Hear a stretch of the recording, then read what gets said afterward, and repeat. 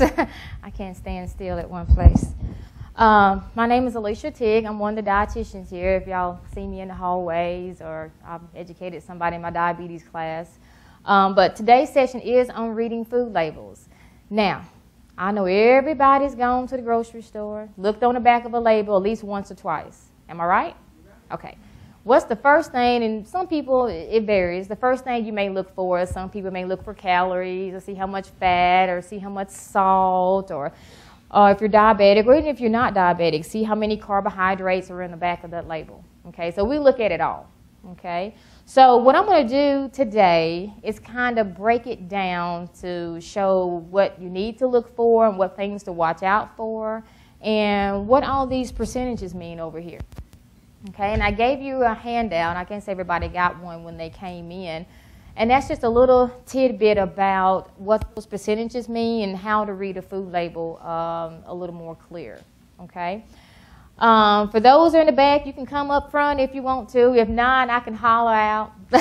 Okay, each one. And plus, you got your example on your sheet.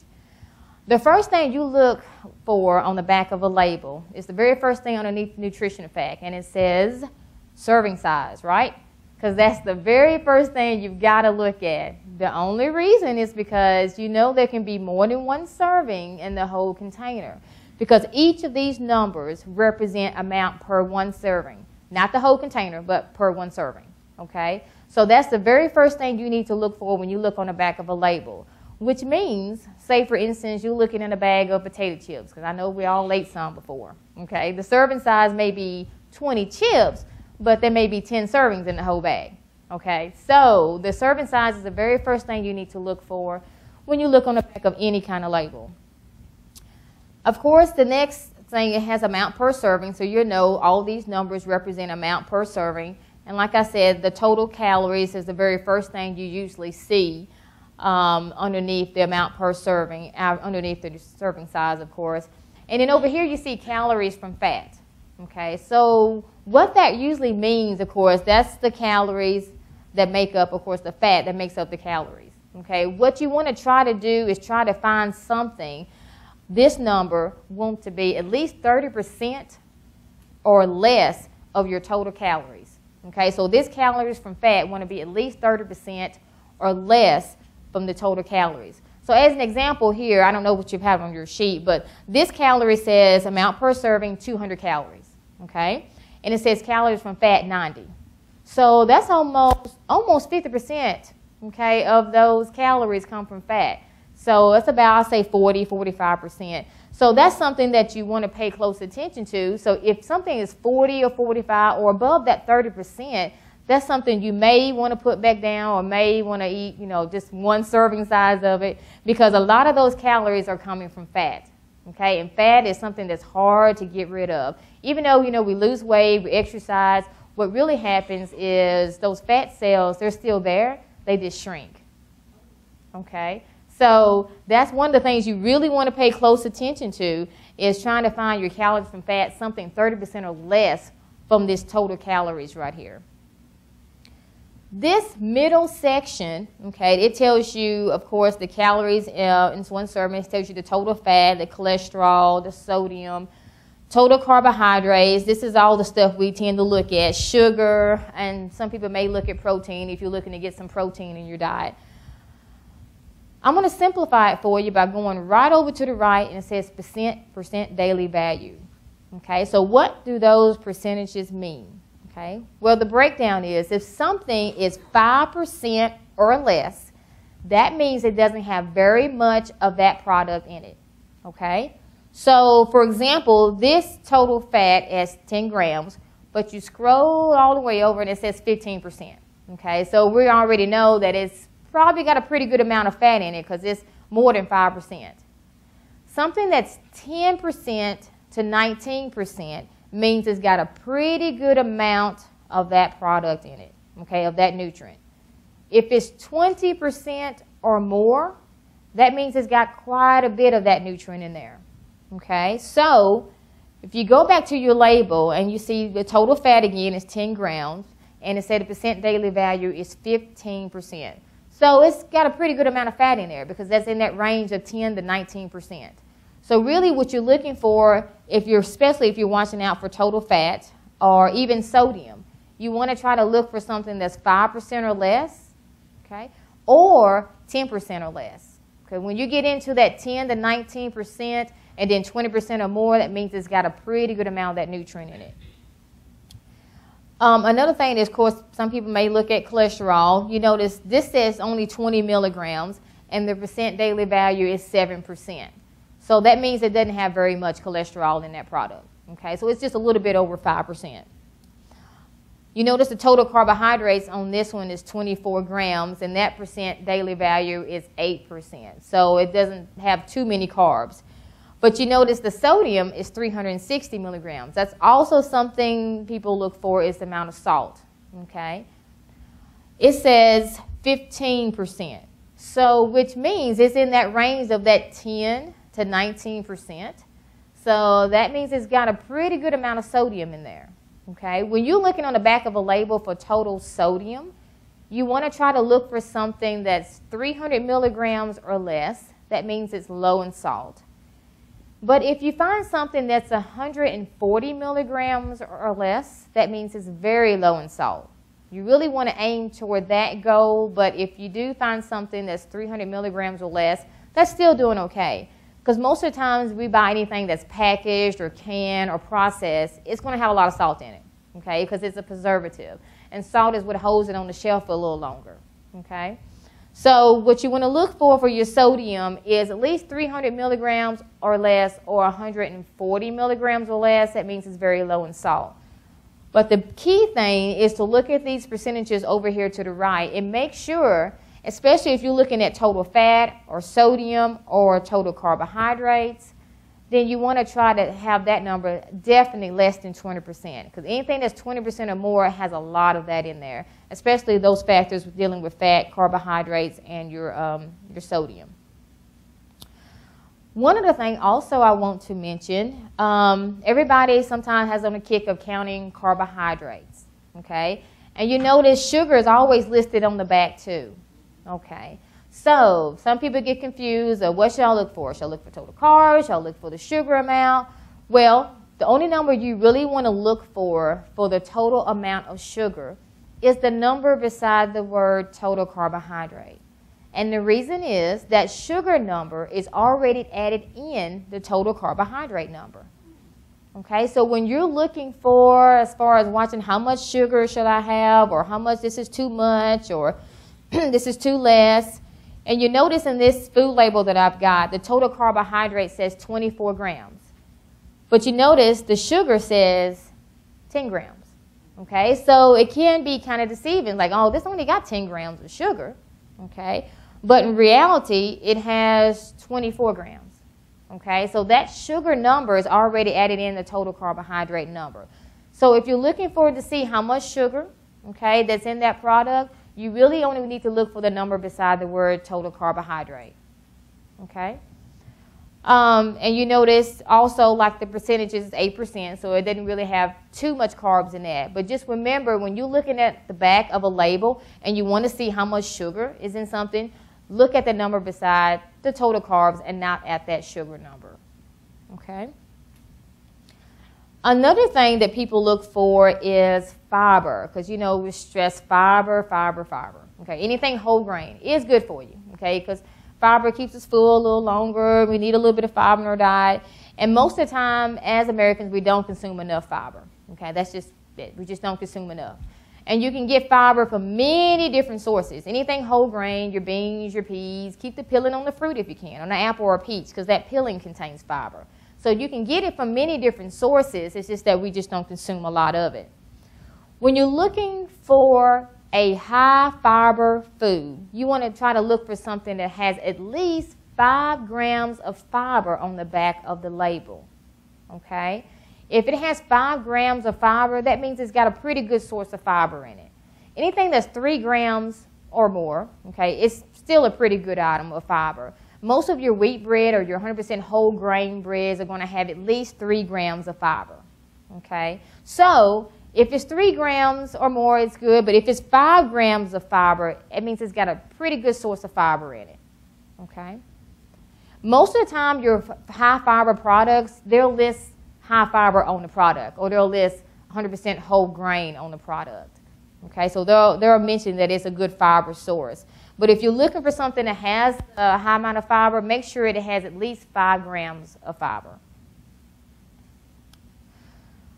Another thing is when you scroll down, okay, I'm going to scroll down here. It says this is the table showing recommended daily intake. Okay, and this is based on, if you notice, they always have this on the bag. This is based on 2,000 calories and 2,500 calorie diet. Of course, everybody's diet varies. Okay, it's different because everybody's body structure is different. Okay, so this is just a generalization on a 2,000 calorie and a 2,500 calorie diet. And it says total fat should be less than 65 grams. Really, that's correct. Total fat should be less than 65 grams within the day. Around 50 to 65 grams of fat is what's recommended throughout the day. You see the total cholesterol, we wanted to try to be less than 300 milligrams. Okay, most of the time we get our cholesterol, of course, from our high fatty foods and our how do I say, our luncheon meats that we consume a lot of. So we want to try to definitely cut back on that, and most of all, our fried foods, because we're the South. We love to fry, and we love our bacon. We love our butter. Okay, so we definitely want to try to bake, broil, or grill it most of the time, but for the cholesterol, you want to try to get something that's less than 300 milligrams. Okay. So when you look on the back of a label, you always want to look for the serving size. That is because there can be more than one serving in the whole container. When you're looking at the middle part of the label, you want to try to get something on the right-hand side. Know that if it's 5% or less, it means it has less amount of that nutrient in it. If it's 10 to 19%, it means it's got quite a bit. Okay, and 20% or more, it means it's got a pretty good amount. Okay, when you're looking at the calories from fat, you want to make sure that it's at least 30% or less than its total calories. As you can see, this is almost 50%. Okay, so the only reason is because you don't really want to get a lot of your calories from fat. Okay, and then also remember that when you're looking for the sugar on the back of a label, is that sugar is added in that total carbohydrate number. Okay, so the total carbohydrate number is the only number you really want to look for. I've got a few tidbits here because, you know, when you're reading food label, it's always an advertisement game. Because you see sugar-free, fat-free, and you say, oh, this must be good. Okay, I can eat this whole box. Well, that's where the misconception gets in kind of a little bit, okay? So I want to give you a little tidbit about what actually calorie-free means, what actually sugar-free means, or fat-free means, okay? And when I read off these numbers, you're probably going to be astonished about, my goodness, that's not very many of these products after all, okay? If something is calorie-free, that means it has to be less than 5 calories per serving, okay? Now, how many of you guys seen anything less than 5 calories per serving? I know I hadn't yet. I'm still searching, but I hadn't yet. If it's sugar-free, it has to be less than 0.5 grams of sugar per serving, okay? And you know, most of the time, nothing's less than 0.5 grams, okay? That's right.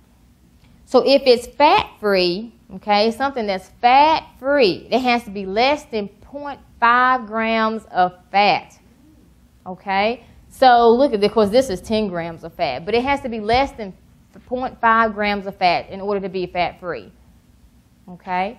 So basically, when you're adding your sugar and you're adding the fat, of course you got to add all that stuff in because you got to give it a little taste. You got to have a little flavor to it. Okay? So really, it's kind of like an advertisement game. So when somebody says something that's sugar-free or fat-free, and you know now sugar-free means less than 0.5 grams of sugar, it's not actually sugar-free. It may have less sugar in it, okay, but it still has some sugar, okay?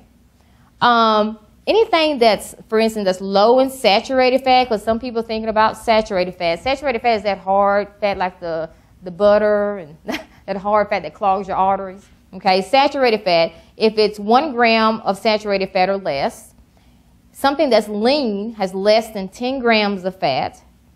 Something that's extra lean, okay, has less than 5 grams of fat. If you're looking for something that's low in cholesterol, remember this total low cholesterol is less than 300 you want to try to stick to. But if it's very low in cholesterol, it means it has 20 milligrams or fewer. Okay, that means it's very low in cholesterol. And like I said before, for your sodium, in order to be very low in sodium, it has to be 140 milligrams or less. Okay, that means it's very low in sodium. Okay, and like I also said before, for something that's going to be a good fiber source, it has to have at least 5 grams of fiber. Okay, so the next time you're in the grocery store, okay, and you're looking on the back of a label, you look for the serving size, okay? You look for your calories, of course, and remember that all these numbers represent amount per one serving. You want to try to find something 30% or less the calories from fat. These percentages numbers, and you got your handout as a reference, something that's 5% or less, meaning it doesn't have very much of that in there. 10 or 19 is a pretty good amount. 20% is quite a bit. Your total salt, you want to try to look for something 140 milligrams or less. Your sugar is added in your total carbs. You want to make sure you remember that. Okay. And then the biggest thing is making sure you know that the servings per container is also listed underneath the serving size. So as an example, this serving size says a half a cup. The servings per container says 4. So all of these numbers are by 4. Okay, so really, if you ate this whole product, okay, we'll say it's a can of peaches, okay, and the serving size is a half a cup, okay, and if you had the whole can, which is 4 servings of the whole can, this 10 grams goes to 40, okay.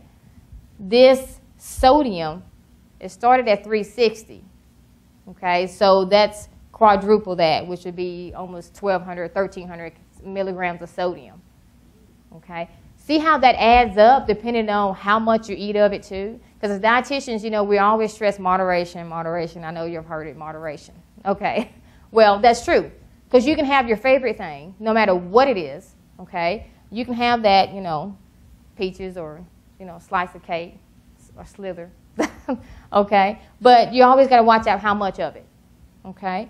So always remember your serving size and then the whole container. You have to add up depending on what the serving size is, okay? And make sure that you add all the numbers, okay? Do I got any kind of, go ahead, question. Okay. Mm-hmm. That's right, 360. That's absolutely correct. That's right. That's right. Adds up pretty fast depending on what it is. Okay. Yes. I've seen labels in the store that say by total fat, they will have 2 different. They'll have like 3 grams, and then next one they'll have 2 grams. Do you know what that? I'm assuming it doesn't have the saturated fat underneath there. It just has the. Oh, okay. Like right next to each other. Yes. What that is that some labels break it down, like on one side is the amount per one serving, and on the second column is the total amount in the whole container. Okay, and some food labels, not all of them, are breaking them down that way. So in the first column is the amount per one serving, which would be these numbers. Okay, and then the second column would be like the 40 grams on the right-hand side. Okay, so it's giving you the amount per one serving on the left column. On the right column, it gives you the whole amount in the whole container. Yeah. Any other questions, comments, analysis? Okay. Thank you for coming, and I hope that next time you go inside or the grocery store, Walmart, Kroger's, wherever you may go, you'll look on the back of a label and know what you're looking at. Okay. Thank you. Thank you. All right. Yeah, no, everybody join you.